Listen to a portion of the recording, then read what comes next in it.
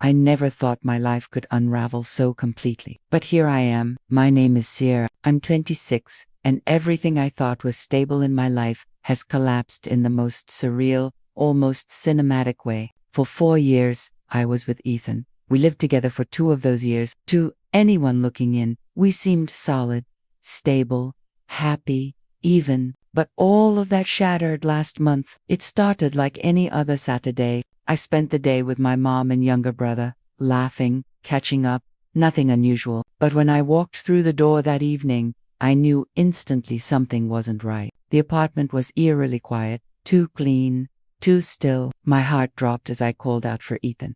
No answer. I stepped into our bedroom, and my stomach twisted. His side of the closet was completely empty. The drawer where he kept his watch, his cologne, his cufflinks, gone. The bathroom cabinet, it was like someone had surgically removed him from my life in one single day. No note, no goodbye, nothing, just gone. I called him immediately. Straight to voicemail. Texted. The messages didn't even show as delivered. I opened Instagram, only to realize I was blocked. Same on Facebook, digitally and physically, as if I'd never existed. Panic set in. I started calling friends, asking if anyone had heard from him. No one seemed to know anything. Or maybe they did, and they weren't telling me. The strangest part, he only took what was truly his. The fancy coffee machine he'd brought into the relationship, gone. But the couch we chose together, still there. The blender stayed, but his gaming console, take it. It was intentional, precise, final. By the 3rd day, our mutual friends started reaching out, cautiously. Hey, are you okay? What happened? Did you guys fight? I lied. No idea. Everything seemed fine. But that wasn't the truth. And deep down, I knew it. I couldn't sleep, couldn't eat. Panic attacks started. The tight chest, the racing heart, the overwhelming dread. I left voicemail after voicemail, texted until my thumbs hurt. I even tried contacting his family. His sister answered once. Her words were sharp but polite. Ethan's fine, but he has nothing to say to you. It wasn't until my friend Mia came over, wearing that look. You know, the one part pity, part judgment. She sat me down, sighed heavily, and asked softly, Sierra, is there anything you need to tell me? Anything that might explain why Ethan left? The second she asked, my stomach dropped. She knew. Somehow, she knew. She knew about Lucas. How? I thought I'd been careful. I was sure of it. I held on to the act for a moment longer. I don't know what you mean, I whispered. Tears brimming, real tears. But not just from guilt, from the sheer horror of watching everything crash down around me. The truth was ugly. Things hadn't been perfect between Ethan and me for a long time. His job at the firm had him working insane hours. He'd come home exhausted, barely able to hold a conversation. I felt invisible, unappreciated, lonely. And then, 2 months ago, Lucas started working at my office. He noticed me, complimented my ideas, remembered little things about my day. One work happy hour turned into a late dinner. Dinner turned into his apartment. I told myself it was a one-time mistake, a moment of weakness. But it wasn't.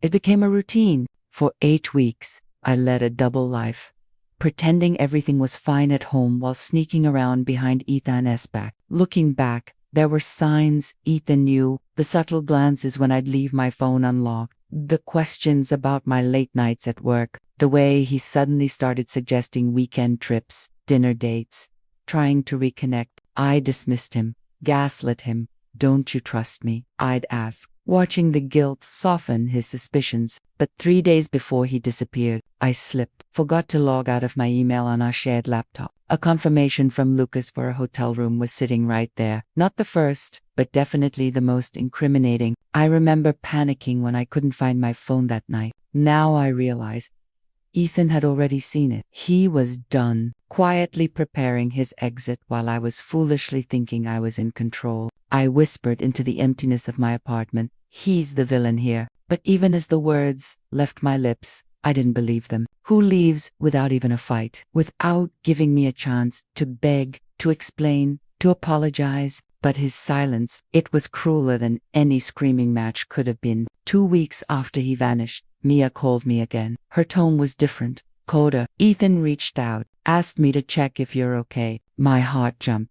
Did he say where he is? Why he left? She sighed. Sierra, he knows about Lucas. He has everything. Screenshots, hotel bookings. He even followed you once. The floor dropped beneath me. No, that's not. From there, it all unraveled. Quietly, but devastatingly. Ethan didn't blast my mistake publicly. No angry Facebook posts. No messy Instagram stories. No. He just sent the proof. Privately, to a few of our closest friends. And one by one, they disappeared. I can't believe you made us worry when you were the one cheating, texted Dylan before blocking me. Ethan's, Shatta, how could you? Even people who didn't know the details began pulling away. At work, whispers followed me. Lucas, gone. Completely checked out. The moment Etho left, Lucas panicked and distanced himself.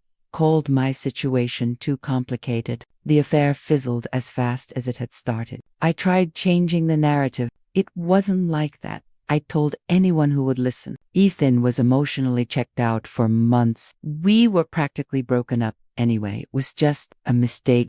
But the people who knew us, truly knew us, weren't buying it. They remembered how Ethan loved me. How he always made sure I was okay, was included, was happy. You know what your problem is. My sister Lacey finally snapped after listening to me spiral for the 100th time. You can handle the fact that he didn't give you the satisfaction of watching him fall apart. He just left, and it's driving you crazy. As much as I wanted to deny it, she was right. It wasn't just about the betrayal anymore. It was about the fact that I had no power left, no ability to twist it, to fix it. 2 months after Ethan disappeared, scrolling mindlessly through a mutual friend's Instagram story, I saw him sitting in a coffee shop across town, smiling, laughing.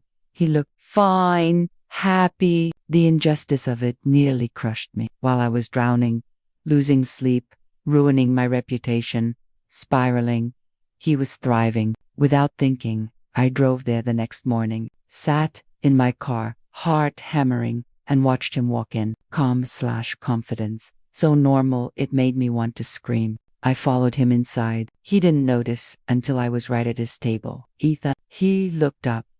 No surprise, no emotion. Sierra, you just left, I said, my voice cracking. No goodbye, no fight, nothing. Sit down, he said calmly, glancing at the staring customers. Don't make a scene. You could have talked to me. I pressed, given me a chance. A chance to what? He snapped, finally letting the anger surface. Lie to me some more? Pretend you weren't sleeping with your coworker while I was busting my ass building a future for us. It wasn't like that. Stop. His voice was raised. I'm not doing this. I want to sit here while you rewrite what we were, just to make yourself feel better. Then why did you send Mia to check on me? I threw back.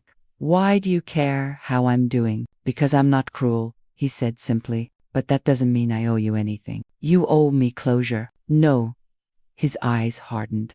I don't owe you anything. You ended us the moment you chose someone else. I just made it official. The barista hovered nervously nearby. Is everything okay? It's fine, Donnie Ethan answered. Knowing her name stung more than I expected, Ethan stood, slipping his laptop into his bag. Don't come looking for me again, Sierra. It's over. Let it go. As he walked out, I called after him. So that's it. 4 years ends like this. He paused, turned. No, it ended 2 months ago. You're just refusing to accept it. 6 months later, I sat in my new, smaller apartment in a neighborhood I never would have considered before. I kept my job, barely. But the promotion I was in line for, Lucas got it. The same Lucas who now avoided me in the hallways like I was contagious. Some friends slowly trickled back into my life, but the closeness was gone. You seem better, Lacey said over coffee one morning, though her tone held a question. I lied smoothly. She hesitated. Have you heard about Ethan? My stomach flipped. No, he's engaged, she said softly. To Camille, they posted it last night. The words hit like a punch. 6 months. 6 months from the moment he discovered the truth to proposing to someone else. Later that night, scrolling through the photos of their engagement, the comments, the congratulations, it hit me. Camille looked perfect in his world. Happy, confident, at ease, and Ethan, he looked freer than I'd ever seen him. The bitter truth washed over me. I wasn't the love of his life. I was the mistake he overcame. As I stared at their smiling faces, my phone buzzed with a text from an unknown number. This is Camille. We need to talk. My heart stopped cold. I stared at the screen, and slowly, I typed back. When and where?